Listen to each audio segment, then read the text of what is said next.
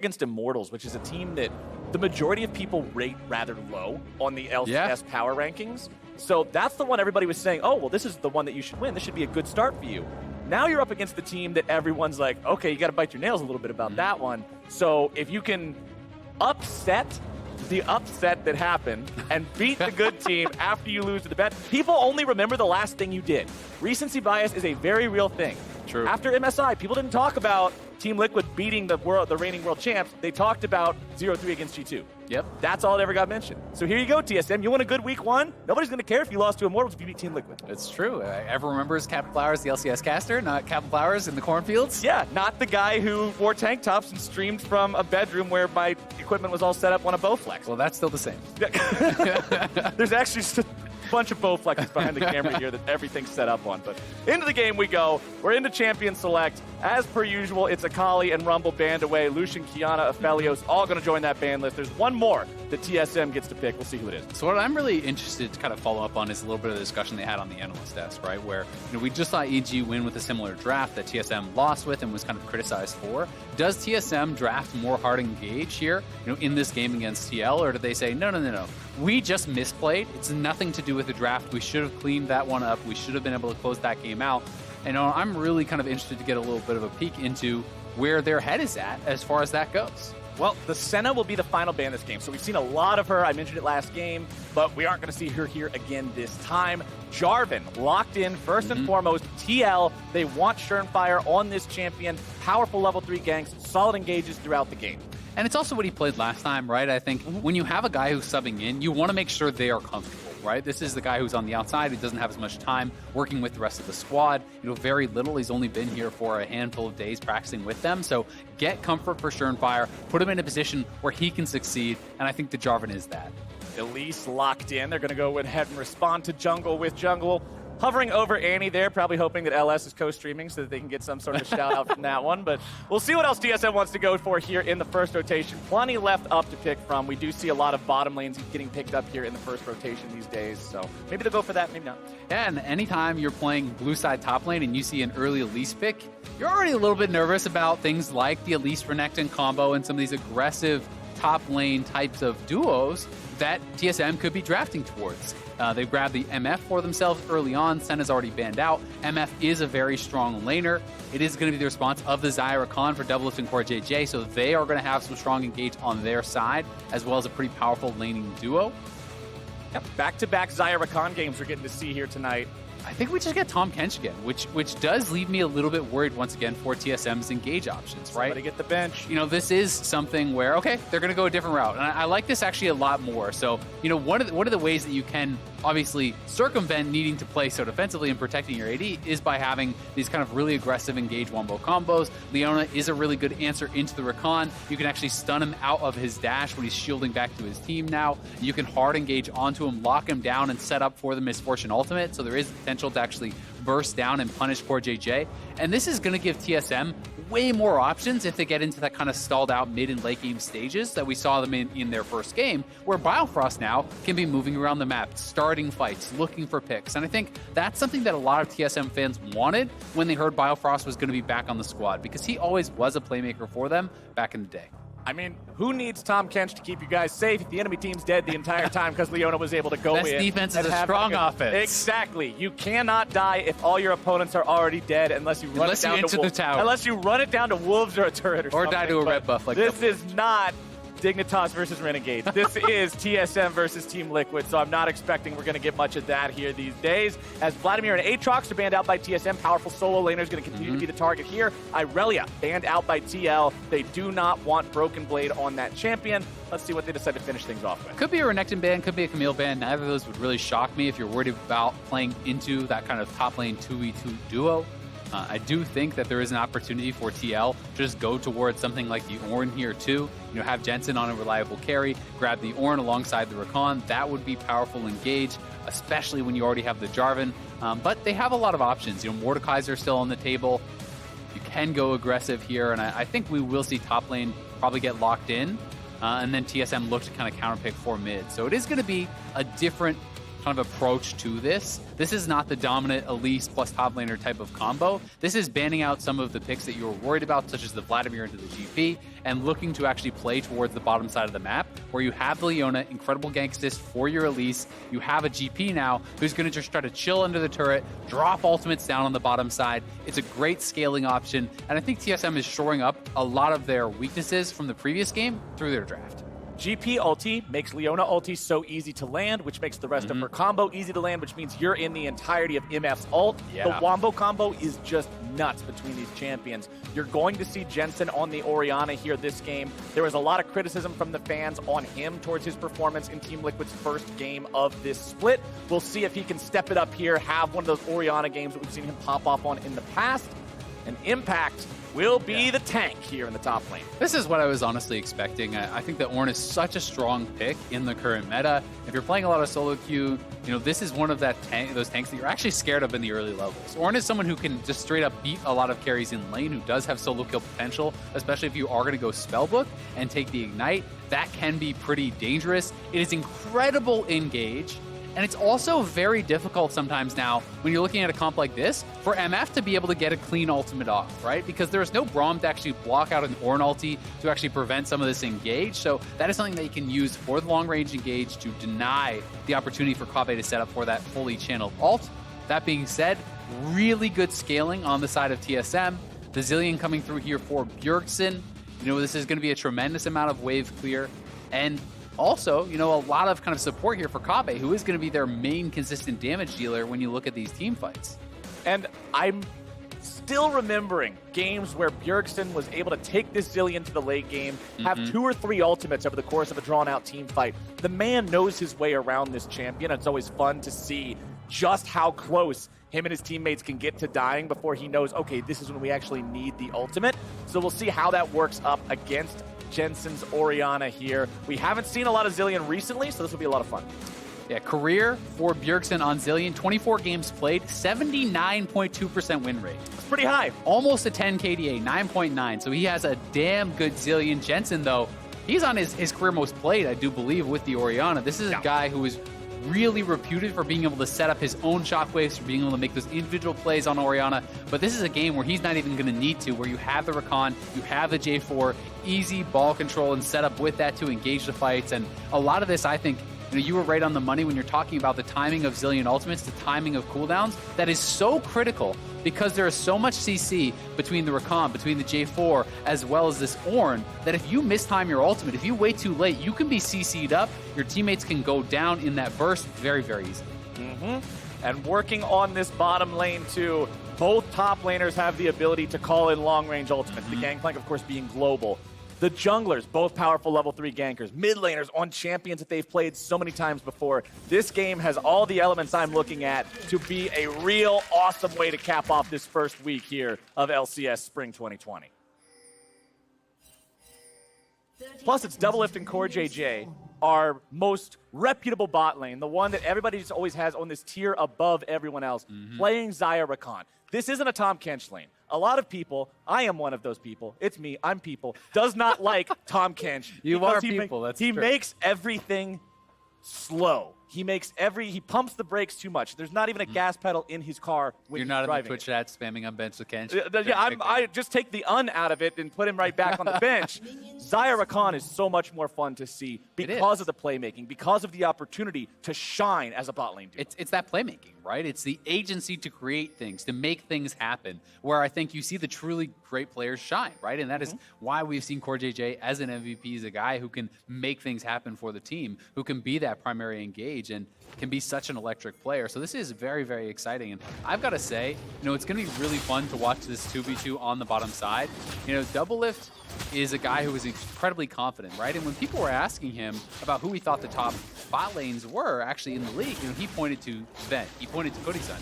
I have not heard him mention Kobbe whatsoever. So this is something where I think if you're Kobbe and you're coming into this league, you want to prove that you are going to be competing at the very top. And the best way to do that, take down Doublelift and Core JJ. If you want to be the best, you got to beat the best. And what better test than these two guys right here, bottom side. Double MVP bot lane. Yeah, Biofrost just hanging out here inside the brush. Top side, you can see Broken Blade getting pretty aggressive onto Impact early on in this lane. Grasp the Undying on the Gangplank makes him so very effective at extended trade. It really does. And Impact, he is actually starting Spellbook, so your early laning is weaker. This ward has not yet spotted Surenfire, and Broken Blade could be in trouble. He's level 1. Broken Blade just getting level 2. Step backwards so he does not get knocked up by the Surenfire combo. He still takes a little bit of damage there, but keeps all summoner spells intact, and honestly, he's in good shape. Yeah, that was great. Being able to actually be in range for the experience level up made him quite safe, and then the fact that he had the little sidestep on the knockup, guaranteed nothing was going to come from that. And now it's Dardoch's turn down here on the bottom side. Here they go. There it is. Doublelift going to be the one who gets jumped on. Kabe putting down some damage. Doublelift's going to be ignited. Seeing if they can bring Dardoch in here to finish it off. The CC is down and Doublelift is gone. First blood, TSM. Biofrost just having a great engage there, despite the fact that Doublelift actually flashed. It seemed like the Zenith Blade had already connected, so he was able to actually follow after him, and heal plus Guardian, not enough to keep him safe there. I'm gonna watch this one more time. We'll see, was the flash just a little bit too late, I think. Yeah, so flash Zenith Blade. He does get the flash to respond, but once that Zenith Blade has connected, he will follow you through that summoner. And as soon as that happened, that was really gonna be it. Biofrost held onto his stun until Dardoch is in range, maximizing the damage there. Kabe dropping the heal for the speed up to be able to get in range too, and it's a repeat gank. Dardoch's right back down here, but a TP is going to be coming in. It's going to be a bloodbath. Kabe is going to be taking low. Doublelift as well. Doublelift is gone. Core JJ, half HP. Team Liquid looking to find some sort of return fire here. Dardoch very nicely timed on the repel. Has to be careful though. Looking to smite the crab, flashing away, staying alive. And TSM, 2 kills.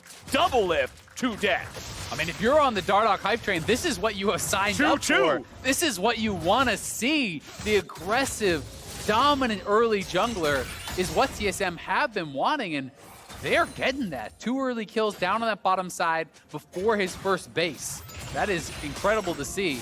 And this one was even more costly for TL, as Doublelift expended his teleport to get back to lane, and then out of the brush, here's Biofrost coming from behind you, is Dardoch, who had just had great pathing to actually sneak around outside of vision, caught them completely by surprise. So even with the impact teleport, there's actually nothing to really help out there. And I've got to throw a little bit of criticism Impact's way, who could have actually teleported to that river ward and maybe made a bigger impact, because he was a little bit late to actually join that play as a result of the TP placement. But Broken Blade, soaking up the experience, soaking up that CS on the top side. It's level 5 to level 3 in the top lane, as Impact does just ding 4, but that's a significant lane advantage, and he has TP, so he's sitting pretty. Surenfire going to be looking for this top lane here yet again. Flash followed by flash, but Surenfire will not manage to get the follow knock up there. So that means Broken Blade again just walks away. Yeah, that was the attempted flag and drag, trying to redirect the knockup with the flash once Broken Blade had done that. But not quite on target, not able to knock him up. And like I said, Broken Blade had TP advantage because he didn't have to go down to that bottom side. So he's going to TP right back in. He's now being protected by Dardoch. He has the Sheen. So Impact in a little bit of trouble here. He's going to be at a pretty significant lane disadvantage. Dardoch also having the Dark Seal in inventory with a 2-0 start. He's feeling confident. He's saying, all right, let's get some more stacks. Let's get some free AP. That item becomes incredibly cost efficient. If you manage to get stacks on it, it's worth a lot more money than the $350 you pay for it. So he's counting on continuing to snowball this early lead here. Surenfire just continuing to farm up now, has only invested into the top side so far, did manage to get a summoner spell, but nothing more, and that's why TSM is up to a 1,000 gold lead here early on mid lane. The farm is even, bottom side, the farm's pretty much even. You can see 3 Dorian's Blades on Kabe for this misfortune, something that sort of became popular here again within the recent months. 80 carries stacking a few of those, makes you very powerful. Yeah, it makes you very powerful in lane. It is kind of the MF Classic. This is one of the champions that people love this build most on. It's not just about, the added damage. It's about how damn tanky you get, because there's a lot of health when you start stacking up these orange blades, and it becomes very difficult to actually just hard engage and burst down MF, even though she doesn't have a move block kind of dashed out of there or anything. You have a tremendous amount of lifesteal to stay healthy. It's just really investing heavily into this laning phase, and we'll see if Surenfire wants to try to steal this. He can blast cone in for the potential smite. Pulling it away just to make sure it stays out of his range, and TSM will successfully secure the first Drake of the game for themselves, just shy of 7 minutes in. Ocean Drake under their belt, and Cloud will be number 2 that spawns about 5 minutes from now. Yeah, Ocean always feels so nice having that in-combat regen. you know, it is something that I think, you know, that affects the top lane most if you're going to be playing this isolated lane, and you are a tank, right? You're relatively low consistent damage when you are impact on this Ornn, so all of a sudden having that additional HP that you have to work through because of that Ocean Dragon makes it really hard to ever threaten a kill onto the GP. Bjergsen will just keep farming up here in the mid lane on the Zilean, not looking to get too violent with his lane opponent early on. Happy to just let this one scale towards the late game when he'll have the ability to keep everyone revived constantly. The ultimate on Zilean, such a dangerously low cooldown later on in the game, especially if they do manage to get the Cloud Drake here that spawns next. Yeah. That only is going to make it more of a nightmare for Team Liquid to find these picks. And you've got to know TSM is going to have the TP advantage, right? They have that TP in their mid lane. Yes, Doublelift can have a TP to answer a side lane, but you don't want your AD carry just sitting in the side lane, you know, farming it out against the Zilean. Whereas Jensen had to take the cleanse because he's up against the Elise, and if you do not take cleanse, it's such an easy setup for Zilean. You slow him down, double bomb into Cocoon, you're probably just dead. So Jensen feeling he needed that phase rush cleanse is going to be down teleport as a result. Top side, TSM has rotated their bottom lane here into the top lane instead. And one thing I do want to point out, I want to give praise to Team Liquid. We've been praising TSM a lot for this early game, as we should, because they played it well. But look at the bottom lane CS. Despite the fact that he's the only one who's died in this game, Doublelift was up almost 20 farm before TSM rotated top to catch that wave. He is doing a great job at not letting that bad early game affect him. Yeah, and one of the things that we haven't touched on yet is despite the fact they got a lot of work down on that bottom side, none of that gold actually really went heavily into Kabe's pockets, right? He has 2 assists. That's not a big deal as far as the gold injection goes. It's really helped Dardoch out more, who is going to be the one who can hopefully snowball the game for TSM. And Doublelift, he's just working straight towards Essence Reaver. He could actually be going a different direction here as he has that dagger, but I am going to guess he's still just going to rush straight towards that Essence Reaver. And Kabe, you know, his first item is going to be quite delayed because he invested into the triple Dorms. Biofrost just continuing to walk forward, always threaten the possibility of that engage. The strength of Leona, so powerful right now in the current state of the game, as we're going to see TSM start up the Rift Herald, managing to get their bottom lane into the top side, have everybody around here. It's a 5-man take, getting one out of the books, Clutch Gaming from last year, just making sure the whole team's ready to go. Eyeball needs one more hit to make sure they secure that one, and there you go. Dardoch will pick it up. CoreJJ looking for the opportunity here. It's Impact looking to find the ulti. Dardoch has already flashed away. CoreJJ can't get in range in time. Bjergsen tossing a couple bombs over the wall. Bjergsen just decides, all right, we're not going to risk anything here. Flashes over the wall to get out of the pit. Yeah, so it does cost them a couple summoners, and we'll see how much gold they're going to be able to cash in with that Rift Herald. You know, if they could take a turret, that would be incredible. All of the turrets are full health, though, for TL, essentially. No place has actually been knocked down, so it is unlikely, but should be some more gold in their pockets, and Dardoch has this early completed jungle item. He's going to be out on the map looking to get something done here. Yeah, 4 minutes into this game, TL had a 1,000. We're at a 1,000 gold deficit. Now 10 minutes into the game, it's only a 500 gold deficit, so they're doing a good job of not only just stopping that bleeding, but making sure that TSM can't keep finding anything. And this is always one of the things that people talk about with TL, is that all of their laners are so good, they often just beat you by out-CSing you. They often just beat you by creating these, you know, incremental advantages here and there by being more efficient. And that is one of the things that makes it really, really tough to kind of cement a huge advantage against them, as they are looking for Doublelift. Remember, he has no ultimate. Biofrost did force that, so if he shows up here, he's probably in trouble, but he will walk it out. That time the flash is on time. Gets away from the Zenith Blade. Keep your eyes on Dardoch, though. His hand's still glowing with the purple, means Shelly is ready to summon. 11 minutes into the game means there's still 3 minutes of plate timers left, so he's not particularly in any rush to use it. He's still got it under his belt for a little bit over 2 more minutes. We'll see where TSM wants to drop it. I mean, I think they want to try to crack this top lane turret, right? You know, you send a lot of members up there. It's now down to 3 plates. Shelly will get you 2, so if you can get any sort of a kill, that will set you up very, very well for that. Jensen also going for a bit of a new age build. This is something that's gaining a lot of popularity. Grabbing the Super Soaker here without actually playing Glacial Augment. He has that early Hextech GLP. People are just taking this kind of in lieu of Lunance, right? It is less burst, it is kind of less damage there, but it gives you a lot more utility. And when used, especially in combination with the Phase Rush, it gives you a lot of control in these team fights, right? You're slowing your opponent down, you're speeding yourself up with the Phase Rush, and you can sometimes really kind of outmaneuver them and set yourself up for your own shockwave. Set yourself up for your own kind of fight engage a little bit better than you could with something like Ludens. And when you've got a carry on your team like Doublelift, you know you're going to have damage. You don't need the little bit of extra edge that a Ludens would give you over a GLP in particular. If you look at the builds too, Shermfire going with the Warrior on the Jarvan, going for the Chad build, wants to make sure when he goes into gank you, somebody's going to die. Yeah, I mean, you have that pure tank from Impact, the Ornn up on that top side. You know, Rakan is going to be building probably a fairly tanky build. It's just going to be this lane swap here, looking like a trade of towers. Impact just trying to clear out as much of the wave as he can. He wants to just delay this. And, you know, he is going to be able to delay it a little bit, but the Rift Herald is going to come down, and this will be turret going their way. They should have this before TL can crack it up on the top side, but TL will be able to trade that top lane turret. The question is just, how far can TSM go? They are just going to continue walking this down, and we see Jensen and Shermfire making their way over from mid lane, but they're at least going to get another charge here out of Shelly. And plates are still up. That's great for getting money, but it means they do take so much longer to tear down. So you're going to have TL members up there for a while now. Shelly will get that second charge off TSM. So many people still around this bottom half of the map. Yeah, excuse me, and made a little bit of a liar out of myself. I mean, they didn't actually finish off that top lane turret. They will eventually, as Doublelift does TP back up after that Essence Reaver buy, and should be able to grab the solo turret gold, which again, you know, that's something you always have to kind of take into consideration.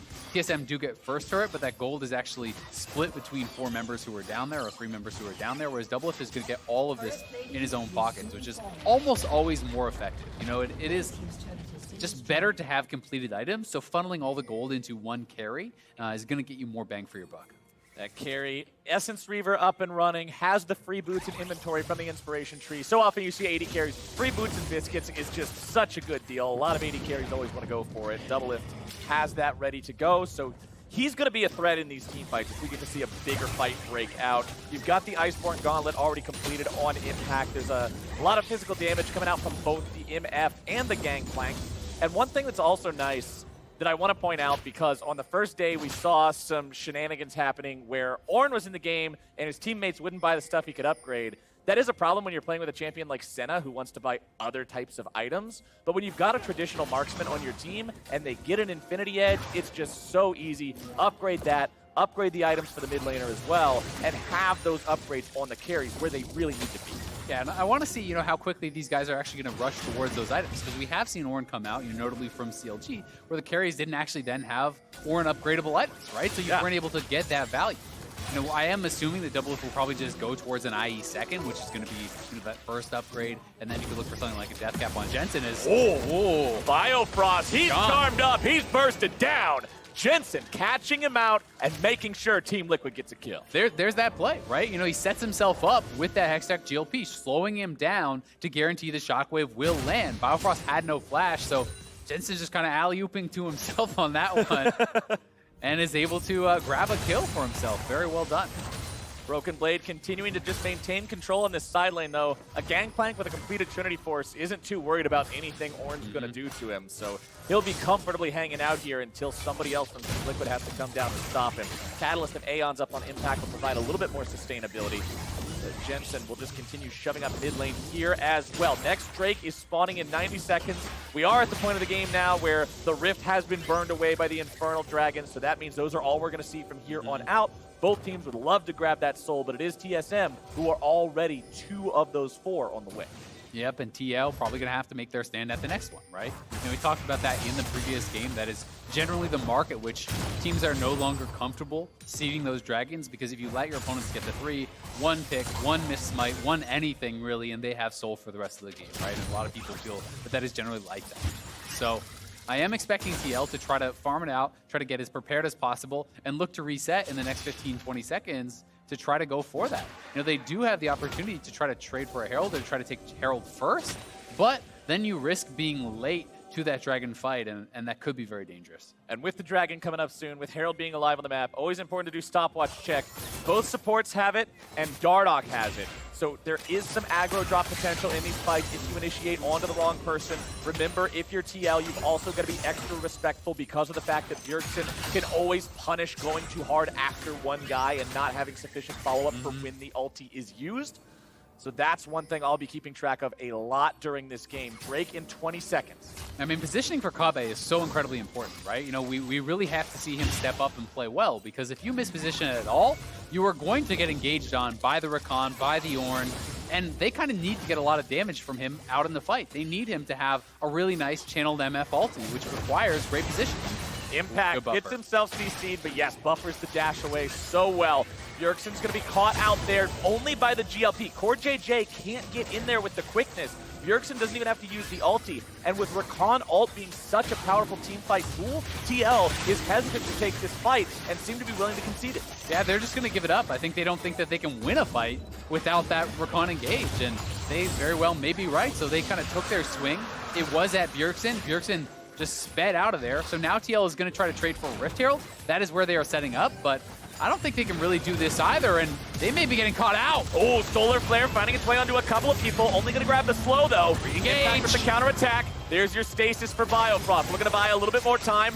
Won't be hard CC'd, but will be exploded. It's Jensen grabbing the second kill of the game for his team. Yeah, one-way trip for Biofrost when they are not able to follow up on that engage. He flashes forward, he looks for the kill. They couldn't do it. TL kited out using the Xayah ultimate. It's hard for TSM to chase through those feathers and look to try to punish and then turn around with that Ornn ultimate. There's no Braum to actually shut down that Ornn engage, so he is going to be really having a good time in this game. Ornn and Xayah ultimates together are such powerful zone control and disengage. Unless all 5 people are on the same page and in range, it's just nearly impossible to ram your head into the wall hard. Yeah, I mean, are you going to run through feathers and an Orianna bottle? It's probably not going to work out very well for you. So here this is one more time. Flash, ultimate comes down, but you'll see Jensen positions the ball forward. There's multiple feathers down there too, so it's a good stopwatch to deny the initial turnaround from Biofrost, but Leona is a one-way champion. The engage has to work, or that is what it looks like. You kind of slowly waddle away as you die, and unfortunately for him, that was the case here. Bjergsen, though, going to be passed off the blue buff, and TSM still in a great spot. They have 3 dragons, and they're going to be 1 away on Soul. They really have 4 chances, right? You know, Soul only goes away if TL takes 4, and they have 0 dragons right now. So TSM is going to have a lot of opportunities to get a potentially game-closing buff for this game. And when you think about it in terms of raw time, this game has been being played for 19.5 minutes. Team Liquid is at a minimum 20 minutes away from a Dragon Soul, which means that's longer than the game's already been played from here till now. So it's quite a while. TSM feeling comfortable in that department at least. You can see Broken Blade working towards the second item here on the Gangplank. Finally, Kabe getting the first fully completed item done. It seems like Doublelift was done with the Essence Reaver miles ago. Rapid Fire Cannon now completed on that Xayah as well. Let's see what Kabe wants to go for next. Yeah, so if that looked like a funny exhaust to you, that's Impact just actually cycling through the spellbook. He wanted his teleport back available, so that is why he expended that summoner, you know, kind of working his way through. Jensen, I'm assuming, will be going towards a death cap, and they do have Rift Herald, so they are going to actually drop that. I do believe they actually took it during the replay after killing off Biofrost, so I don't think that was really on screen, and should be able to knock down this mid lane turret here, get themselves some more gold back. Impact now at level 12, so he can access his own item upgrades. In the next subsequent levels, he can start to upgrade his teammates' stuff. So you want to see TL prepared for that. With Doublelift not going for the IE second, you want to see Death Cap probably coming out next for Jensen, so you can look to upgrade that. And I love the Abyssal Mask upgrade for Ornn. The Ornn items are not all created equally. Some of them give better upgrades than others, and the Abyssal Mask is top tier in terms of the upgrade it provides. Over 1,800 gold in added value to the item. That's absurd. I don't know how that one is so much higher than all the other ones, but upgrading Abyssal Mask is pretty much a priority for Ornn. Yeah, I mean, that's crazy when you think about that. You know, with the combination, depending on how heavily you're going to value the mana, Iceborne isn't as good there, you know, as far as the stat efficiency. But even just with those two, you know, you're still getting like a good 2,500 plus gold worth of value. Sunfire and Abyssal are the 2 best by a lot as far as the item efficiency when you are getting those upgrades as far as the ones Ornn would want to get. But Sunfire also doesn't have the mana part to it that you have to kind of put a little asterisk over and say, it's not really a combat stat. Yeah, and I mean, when you have an Abyssal already, probably not having too many mana problems on the Ornn, but it is Death Cap second for Jensen, so you love to see that. at 13. That can be upgraded, get the additional AP there. Oh, yeah. And that is kind of just a hidden value, right? So while the scoreboard will tell you gold is basically dead even, when you're adding a good 2,500 gold from the Ord items onto Impact, and you get another level, you add another 1,000 or so for the death cap, that starts to become, a little bit of a lie. 750 health and 100 magic resist in a single item slot. It's literally a Giant's Belt and a Negatron. You get extra when you upgrade that item. Absolutely crazy. Absolutely crazy. But that's a really good sign here for Team Liquid, who are ready to fight for another Drake. Biofrost going to lose a little bit of HP, but not too worried here just yet. TSM are 200 gold ahead of their opponents and would love to get a 22-minute Infernal Soul right here. And basically every single summoner is available. Biofrost missing Flash, but everyone else has everything ready to go. This is going to be an explosive fight. There it comes. The Oran Horn is sounded. Broken Blade going to be the target there at the start. Dardoch going into the repel. Bjergsen throwing down some bombs, keeping Team Liquid at bay, and the Infernal Drake is started up. This could be a moment where Schernfire has to be a hero here for his team. TSM with control over the Drake for now. Gangplank ultimate going to be used, zoning everybody away. Biofrost going to be zoning too. Dardoch has to split away from the Drake. It's going to be taken very, very low. Bjergsen's going to be shut down. Team Liquid able to find themselves a fight here so far. Dardoch getting out of the way with the repel, seeing if there's anything else he's able to do. Kabe's able to burst him low. Schernfire's going to be taken very low, not quite able to grab it, but Team Liquid, thanks to Jensen, will get that Drake. Still 4 alive on the side of TSM. They have only lost their mid laner. Kabe's thrown up into the air. Core JJ says Bjerg won't die alone as Biofrost and Broken Blade try to disengage. It's a 2 for 2, and critically, it's Team Liquid who prevent the soul. That was so close. Schernfire had to smite for health. He was gonna actually die there, and he wasn't, able to actually save his smite to secure this. So TSM decided to try to rush this down, but the patience actually gets, reset. The dragon leashes, and you see Core JJ up engaging from the top side of your screen. Kabe gets a very good ultimate off, and we see that Doublelift gets absolutely burst down by Kabe plus Broken Blade. Then the Shockwave coming through, nice repel from Dardoch. A lot of that damage is being avoided, but here's this critical part of the fight. Kabe actually flashes forward to try to burst down Schernfire and secure them the dragon. He smites for health, but Jensen has just enough damage to actually finish it off before Dardoch can come through and smite that. So that was incredibly close. And had it been managed just a tiny little bit better, maybe the dragon doesn't reset and they can finish. Maybe they're able to actually have Dardoch in position to finish that off with a smite. But the narrowest of margins, getting TL that dragon and keeping the soul out of TSM's hands. And before I hear some Bronze 2 analysis from the Twitch chat, I want to point out that Bjergsen didn't forget to use his ult there. Bjergsen was chain CC'd exactly as you mentioned earlier on in the game, from 100 to 0. There was never the opportunity to press R. You could be pressing it the entire time, it's not going off. And that was what enabled them to just take control of that fight enough to wrest control of that Drake away. And it's such a big engage from Core JJ, right? He was able to actually find that angle from the top side of the fight. Broken Blade had already used his ulti to try to zone out Jensen and Doublelift. And to be fair to TSM, they had a great first punch of their own, taking down Doublelift almost immediately. Yeah. But Jensen was able to avoid so much of the damage and was so big throughout that fight. He is now sitting 4-0 with the upgraded death cap. He is very far ahead of the curve, a couple thousand gold ahead of Bjergsen, his lane opponent, and he's going to have a mighty amount of AP with that Rabadon's Death Crown. So the Death Crown itself gives 175. Dardoch's in a really bad spot right now. He'll look to repel away, but in the time it takes the Shockwave to animate, Doublelift blows him up. And Team Liquid are now in a spot where they're wanting to push down the mid lane. We'll see if TSM can manage to defend this tier 2. The Demolish not able to be procced there, as Team Liquid will hang back here a little bit further, but it was a nice pick from TL. Yeah, it really was. And Broken Blade quietly also getting very, very strong here. He is going for this really powerful late game build, working towards what is very likely the IE as his third item, and he's already on 40% CDR. It's a very AD heavy build, which can allow you to take over a fight with one really good barrel, right? And we saw just how much damage he actually got down on Jensen in that mid lane, with one barrel himself there. So there are lots of ways for TSM to come back into this and win the subsequent fights. You land one big barrel chain with Biofrost having an ultimate layered on top of that, GP ult gets dropped, that person could just be dead. And the Leona engage itself becomes much more dangerous as you get a lot of AP onto the Zillion, because that can be a Leona diving in with that bomb on top of her head that is going to deal, 400 plus damage to your opponents.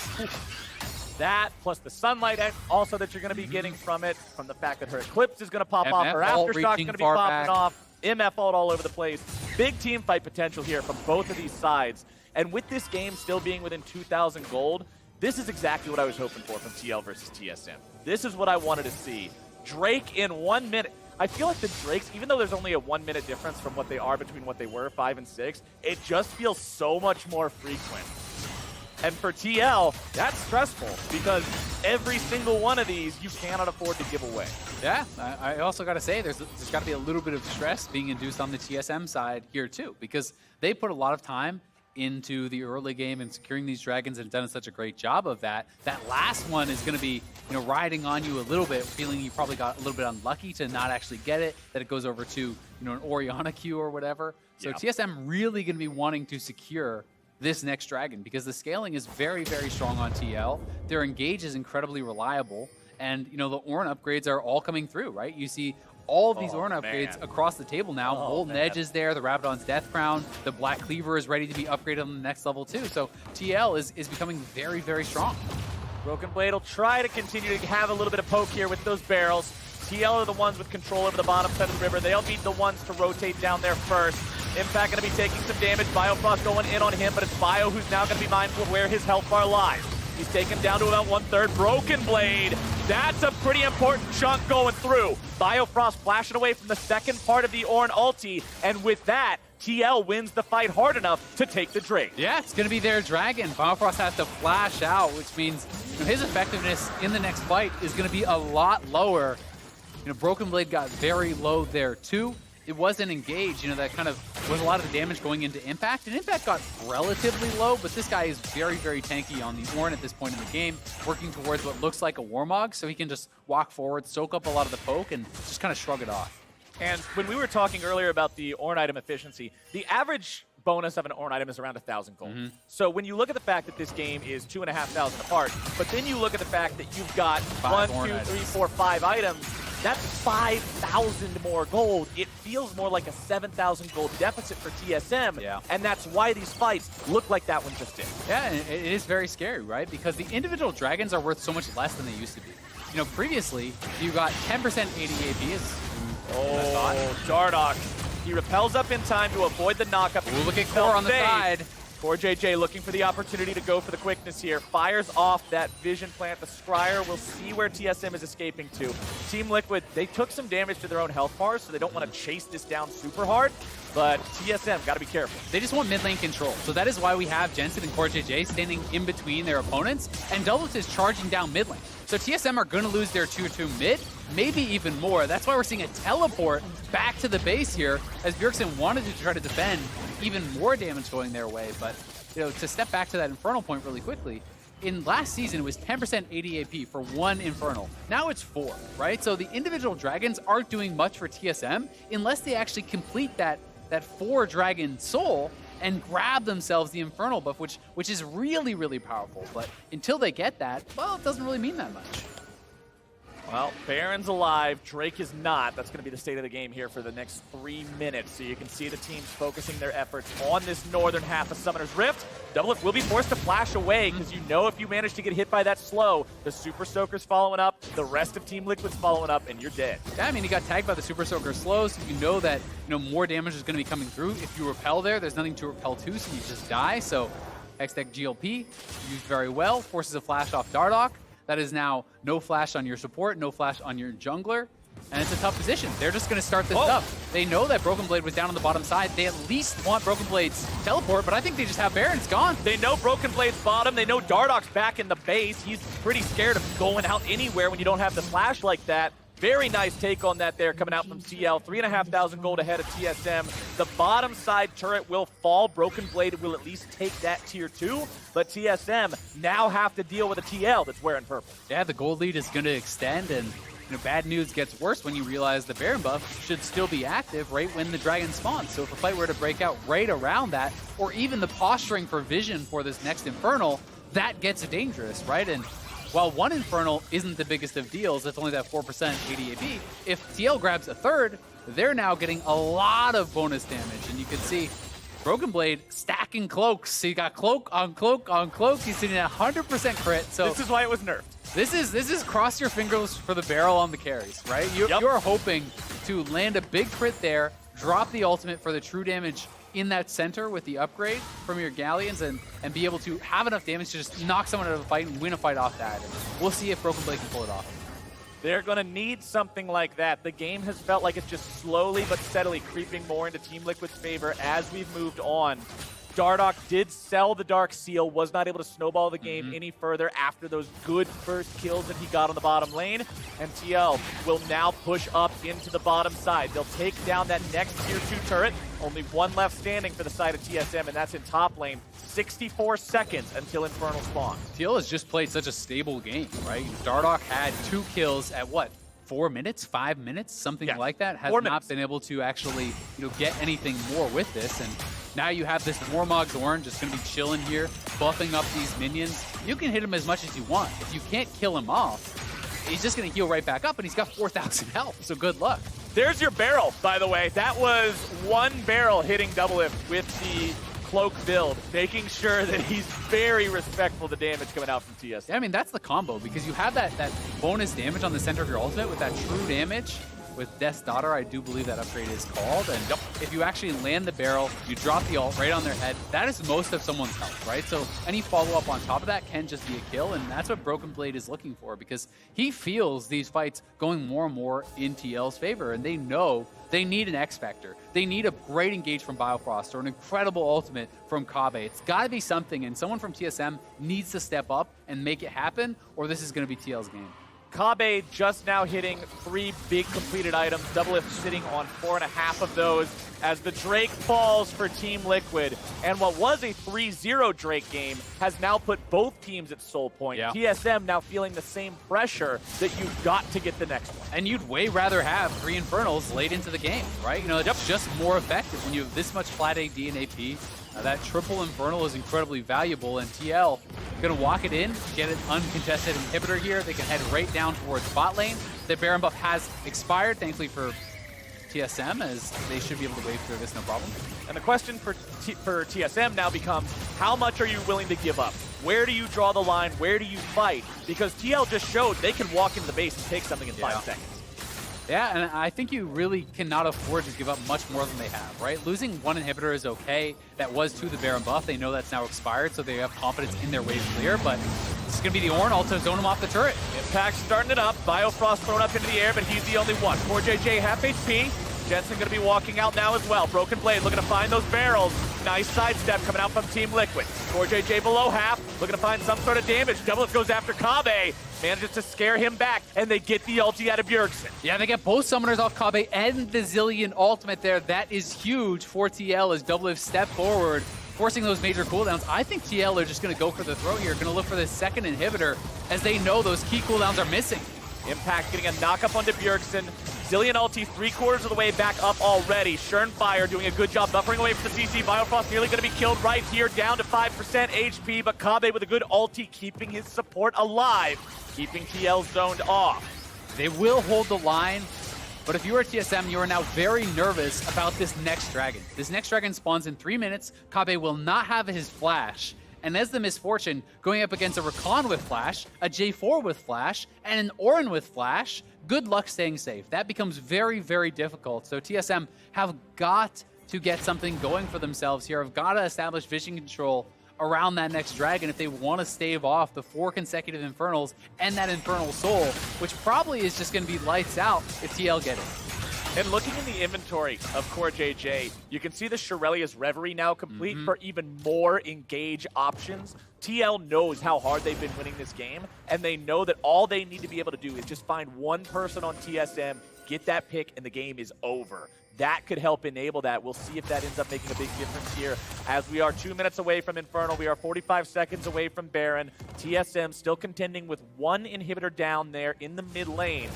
They need that wombo combo. They need Leona CC into an MF ult, into a big broken barrel, onto one of these carries, but it's just so hard to find. It is really, really hard. And on the other side, there's such super powerful carries with Jensen and Doublelift that one misstep and you're just dead. Jensen has nearly 800 AP at this point.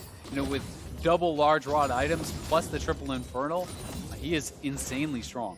And one of the weaknesses of this cloak stacking build for Broken Blade, granted you can't do this build anymore because they're only 20% now anyway, but your item slots become a resource. Yep. Despite the fact that Broken Blade has 2,000 gold in inventory, if you don't have enough to just upgrade straight into the Infinity Edge or one of your other items, you can't use the gold. Yep, yeah, exactly. I mean, it's an 800 gold cloak, and you need 3,400 for that Infinity Edge, right? So until he has the additional 2,600 gold, you're just going to be chilling on that. And he is getting close to it. To his credit, he's at 2,400, but TL not going to wait. They are on the Baron. Close only counts in horseshoes and hand grenades, and Baron is spawned right now. TL will be scared away from it by the Gangplank ulti. Impact trying to zone the rest of TSM away. Here comes the Ornhorn! Biofrost caught out. Damage continuing to pour through. Flash over the wall will keep the TSM support alive.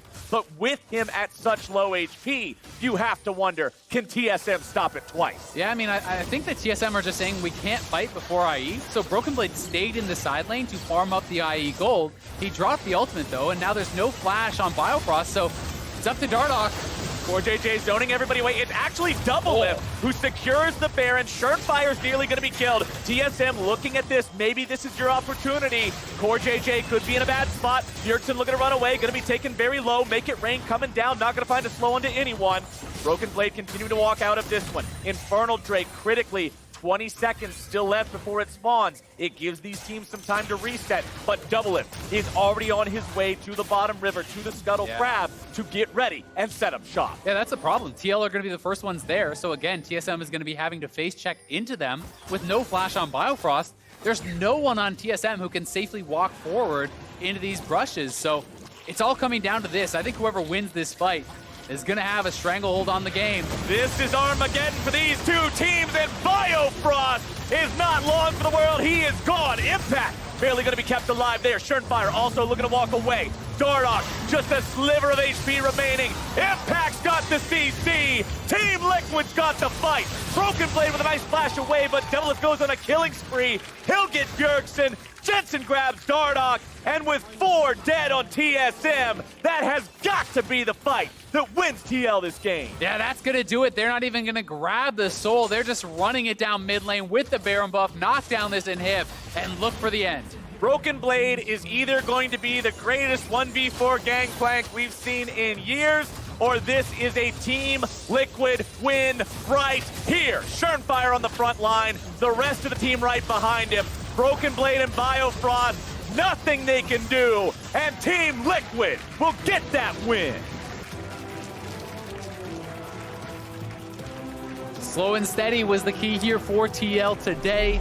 TSM had a great early game, got 3 early dragons, was able to get multiple kills down on that bottom side, but they could never get more. They could never extend the advantage, and TL always felt like, you know, they were kind of better prepared around those later dragon fights, but you've got to think, if you're TSM, you've got to be so frustrated with that early Infernal Dragon that actually got taken by Jensen. You know, that was the one where it was really close between the two teams, and it felt like TSM could have maybe got that. After that, it felt like it was all TL. They never even got close to those dragons. TL was completely dominating past that point. And when you look at TSM historically, as an organization since the beginning of LCS, they're a team that was frequently in the same spot like what we saw TL, where even if they had their opponents get off to a good start against them, they would just say, it's okay, we can outscale, we're the better team. Fast forward to now, they need to do more. They need to continue snowballing these advantages and finding more in the mid game that we saw them not be able to do. And when you have Team Liquid playing the way that they did, utilizing Xayah and Ornn and just making it so, hey, if we don't want this fight, this fight's not happening. That's a good place to be in. Yeah, but, you know, it's tough, right? Because both teams had good scaling. Both teams had reasons to think that they could be confident in the later stages. But, you know, TL showcasing why they are 4 times in a row the LCS champions, right? This team is so damn hard to beat in the late game if you get them there with a decent chance in the game, they almost always win, right? They're so good at setting up around objectives. They're so good at actually navigating these team fights. And we saw, TSM go for a more aggressive look than what they had last time with some more engage from the Leona. But almost every time, TL was able to effectively disengage, utilize zone control, the Ornn ultimate, the Xayah feathers, the Orianna ball, as well as the Hextech GLP to slow people down. They absorb the engage, they re-engage, they kill off the Leona, and then TSM is like, well, what do you do now? Yeah, and I was mentioning early on in the game how it was fun to see Jensen and Orianna because yesterday we got to see sort of fans talking some trash. Oh, Jensen's not playing as good as we were expecting. I want to see more out of Jensen. Well, he popped off. He was incredible. He was constantly slowing everybody down, keeping everyone zoned away. The ball was finding people. It was Jensen's Orianna that was just this cannon that TSM had no answer for. Yeah, I mean, he was ridiculously strong. I've also got to give some credit to Schönfire, being able to step in with the team here and perform what was, a solid game against one of the best teams in the league. Well, for more on that win, Pastry is now standing by for an interview with Team Liquid's mid and jungle duo. Thank you very much. I am, in fact, here with Schönfire and Jensen. Quite the game. And Schön, you told me right before we went on that was actually more intense than your first day on the LCS. What made this game so different for you? I think just versing players that I've always respected just made it way more surreal for me. I had to keep myself in check a lot. So yeah, definitely. And in general, it's quite an interesting situation. Jensen, I know you went off to Europe to play with Broxah, and then Schön comes along and you have a very limited amount of time to integrate a new jungler. What was that process like for you?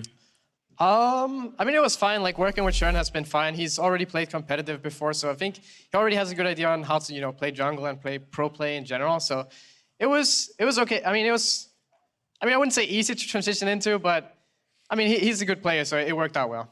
What about you, Schön? Did you feel like was it tough trying to get in practice and get in the mindset of playing in just a couple of days? I think it's more psychological. I've always looked up to everyone on the team.